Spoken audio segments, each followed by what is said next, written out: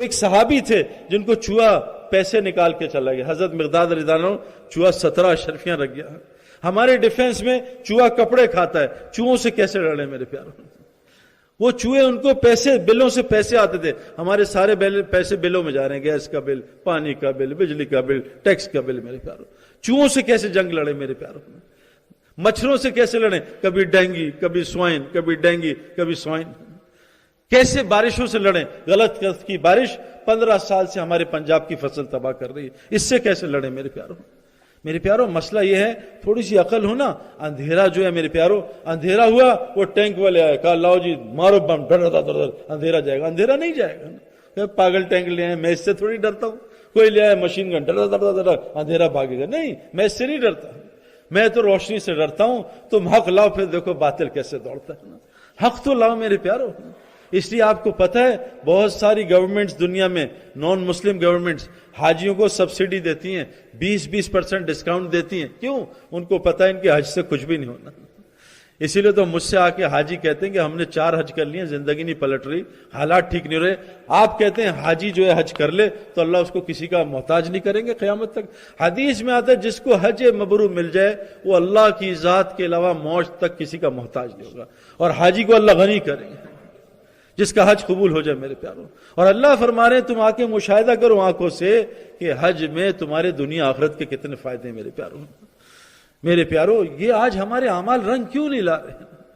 نماز فحاشی بیائی سے روکتی ہے، جس کو دیکھو وہ یوٹیوب پہ بیٹھا ہے میرے پیاروں۔ یہ کیا ہو رہا ہے؟ جس کو دیکھو میرے پیاروں، میں فتویٰ نہیں دیتا نہ مجھے آتا، مجھے تو پتہ ہی نہیں، لیکن میں ایک میں یہ اپنی بزرگی میں نہیں بتا رہا، میں نے 10 سال سے آج تک کوئی میچ نہیں دیکھا پورا۔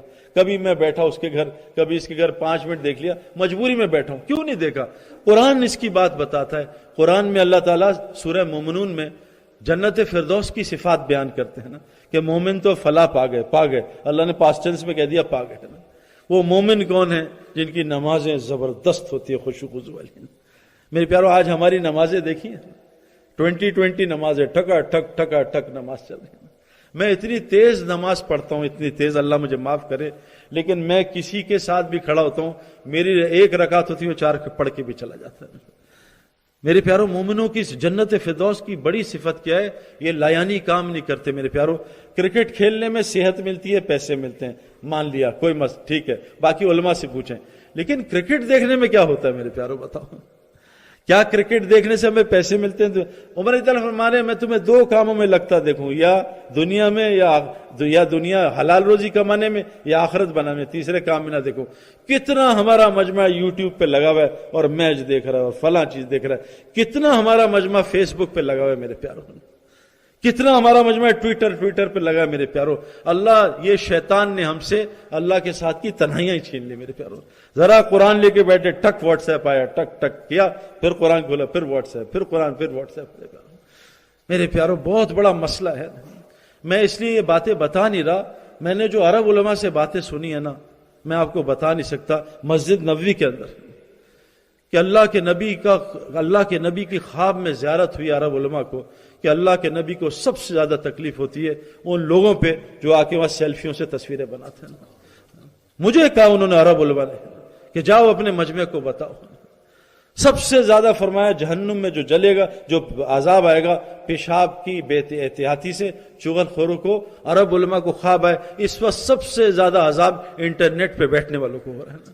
پوری دنیا انٹرنیٹ پہ بیٹھی ہے۔ میرے پیارو ایمان نماز پڑھنے کو نہیں کہتے، نماز تو منافقین بھی پڑھتے تھے۔ ایمان حج کرنے کو نہیں کہتے، حج تو مشرکین بھی کرتے تھے۔ ایمان 40 دن 4 مہینے کو نہیں کہتے، منافقین حضور کے ساتھ قتال کرتے تھے میرے پیارو۔ ایمان اس کو نہیں کہتے کہ 40 دن لگے، حضور کے ساتھ قتال کیا منافقین۔ ایمان والا بن جائے میرے پیارو، پھر دیکھو نماز کیسے حرام سے روکتا ہے۔ ایمان والے بن جائیں پھر دیکھو حج کتنی خیریں لاتا ہے۔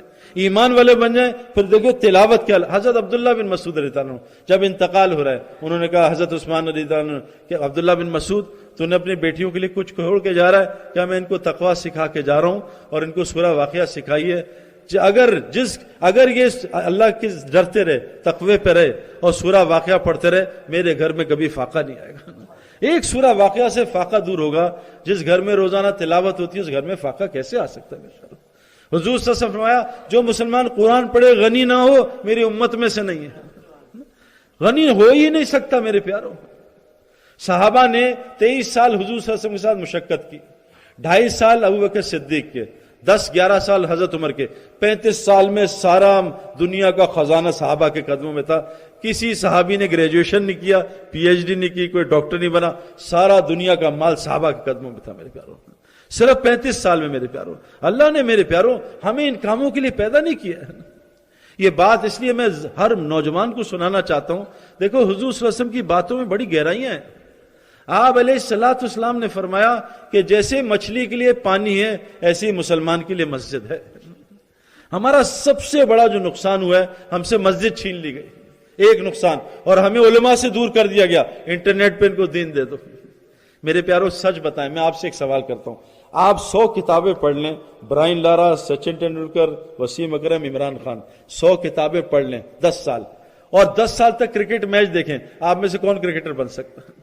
میرے پیاروں ایسے تھوڑی کوئی کرکٹر بنتا ہے، وہ تو میدان میں جا کے 100 گیندیں روزانہ لگتی ہیں، کبھی سر پہ، کبھی ہڈی ٹوٹتی ہے، کبھی کیا، آپ کو کیا بتاؤں میرے پیاروں، کیا آدمی کن مشکلات سے گزرتا ہے۔ میرے اوپر ایک زمانہ تھا، میں روتا تھا، یا اللہ میں نے کرکٹ میں پنگا کیوں لیا، میں نہ ہی کھیلتا تو اچھا تھا۔ جتنا پریشر آتا تھا دنیا سے، ملک سے، پوری دنیا سے ہونا، آج آؤٹ ہی نہیں ہونا، اگر آؤٹ ہوئے پاکستان واپس نہیں آنا، مار دیں گے تمہیں۔ یہ کوئی آسان کام تھوڑی تھا میرے پیاروں، بہت محنت چاہیے ہوتی ہے۔ یہ تو کرکٹ ہے میرے پیاروں، آخرت اتنے آرام سے مل جائے گی، مزے کرو خود، زندگی ہو فرعون والی اور جنت ملے موسیٰ علیہ السلام والی، یہ کیسے ہو سکتا ہے میرے پیاروں؟ میرے پیاروں ہم دین سیکھ لیں، بہت آسان اور مزیدار ہے میرے پیاروں، فطری چیز ہے۔ جیسے مومن کے لیے مچھلی کے لیے پانی، ایسے مسلمان کے لیے مسجد۔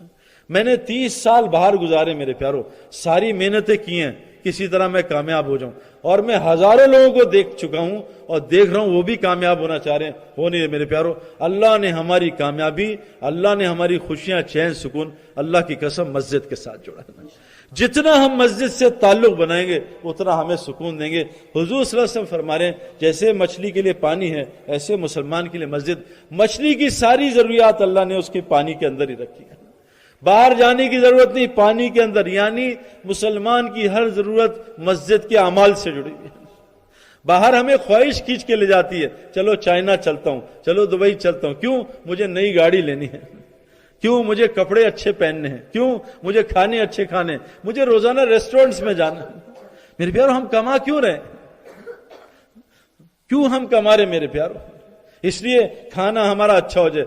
لوگ کہتے ہیں یہ بدعت وہ بدعت، یہ بدعت وہ بدعت، اس میں اختلاف ہے، کیا بدعت کیا بدعت، لیکن اس بدعت میں کوئی اختلاف نہیں۔ عائشہ رضی اللہ عنہا فرماتی ہیں میرے نبی کے بعد جانے کے بعد سب سے بڑی بدعت جو شروع ہوئی وہ پیٹ بھر کر کے کھانا کھانا میرے پیاروں۔ کتنے مسلمان ہیں جو پیٹ خالی رکھ کے اٹھتے ہیں کھانے سے میرے پیاروں؟ پوری مسجد ڈکاروں سے بھری ہے، دھڑ دھڑ دھڑ ڈکار، پوری مسجدیں اٹیک بعد۔ پہلے تو اٹیچ باتھ روم، تو پہلے تو ایک باتھ روم ہوتا تھا وہ گھر سے باہر، پھر کھانے نے، میکڈونلڈ نے، پیزا نے اٹیچ باتھ روم لائے، لاؤ جی ہر کمرے میں۔ ڈاکٹرز کہتے ہیں سب سے زیادہ بیماریاں اٹیچ باتھ روم کی وجہ ہے، یہ ہیپیٹائٹس، یہ جانڈس، یہ بی، یہ سی، یہ ٹی، پہلے کبھی بھی نہیں تھا، اور اب اٹیک باتھ روم شروع ہو گئے ہیں، اٹیک باتھ روم، لائنیں لگی ہوئی ہیں 100 کی میرے پیاروں۔ میں نے وہاں مکے، وہاں مزدلفے میں 2 عورتوں کی باکسنگ دیکھی باتھ روم کے سامنے کہ پہلے میں جاؤں گی پہلے تم جاؤ گے۔ میرے پیاروں ہم غلط محنت میں لگے ہوئے ہیں۔ یہ مسجد کی محنت، دیکھو میرے پیاروں ہماری زندگی بہت تھوڑی ہے، ہم نے مر جانا ہے۔ حاجی مشتاق صاحب سے اکثر میں نے سنا ہے کتنے ہم نادان ہیں کہ سارا دن ہندوستان پاکستان افغانستان انگلستان، ہندوستان پاکستان افغانستان انگلستان۔ کاش اتنے نعرے قبرستان قبرستان کیے ہوتے، اللہ ہندوستان پاکستان کو جنت بنا دیتا۔ اصل تو قبرستان ہے میرے پیاروں، ہم تو کرائے کا مکان ہے، ہمارا اصل گھر تو وہ قبرستان ہے، کسی دن بھی اللہ نکال دیں گے۔ کسی دن ایک آدمی اعلان کر رہا ہے، جیسے مولوی صاحب نے اعلان کیا کہ سعید بھائی آئے ہوئے ہیں، ایک امام صاحب وہ مؤذن صاحب نے اعلان کیا کہ آج ظہر میں چودھری صاحب کا جنازہ ہے، کھڑے ہو کے سب نے کہا، سب نماز جنازہ میں آئے، آ گئے، جب آئے تو پتہ چلا 2 جنازے ہیں، کبھی یہ دوسرا کس کا ہے؟ کہ جس نے اعلان کیا تھا اس کا جنازہ۔ ہمارا بھی جنازہ ہونے والا میرے پیاروں۔ میں ایک جگہ کراچی میں بات کر رہا تھا، 3 سامنے نوجوان علماء بیٹھے تھے، میں یہاں سے نکلا وہاں سے نکلے، تینوں کو کسی نے آ کے وہاں سے مار دیا، ان کو کیا پتا تھا آخری دفعہ بیان سن رہے ہیں۔ میرے پیاروں ہم سب مرنے والے ہیں، اور 50,000 سال کا یہ قیامت کا دن ہے۔ ایک صحابی تھے